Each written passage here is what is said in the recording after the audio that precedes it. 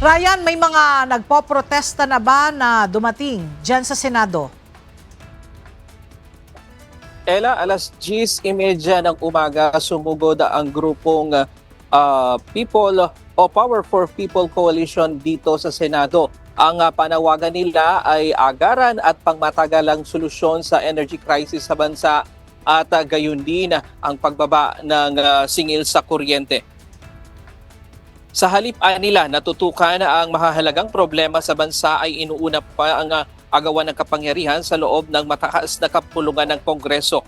Habang nagsasagawa ng protesta ay may isa pang grupo na dumating, ang Philippine Alliance of Human Rights Advocate. Panawagan naman nila ay papanagutin ng mga senador na nagkampihan umano para patalsikin o patakasin si Senator Bato de la Rosa dito sa Senado.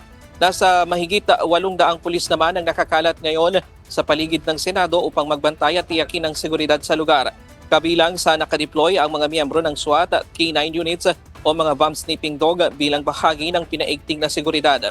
Ayon kay Police Brigadier General Melencio Buslig, nakatalaga ang mga pulis upang tumulong sa pagpapanatili ng kapayapaan at kaayusan habang inaasahan ang mga kilos protesta ngayong araw. Mamayang hapon, inaasahan namang magsasagawa ng kilos protesta ang militanteng grupong bayan bilang suporta sa panawagang i-impeach si Vice President Sara Duterte.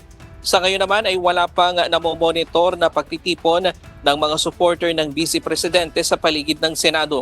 Patuloy namang nakaalerto ang mga otoridad upang masiguro na magiging mapayapa ang sitwasyon sa lugar. At kaninang alas 11:30 ay nag-disperse na nga, tinapos na nitong unang grupo na pumunta dito sa Senado para magprotesta yung kanilang programa at tumagal lamang sila ng 1 oras dito. Pero itong northbound ng Jokno Boulevard sa ngayon ay sarado pa sa mga motorista. So muna ang latest mula dito sa Senado. Balik sa iyo, Ella.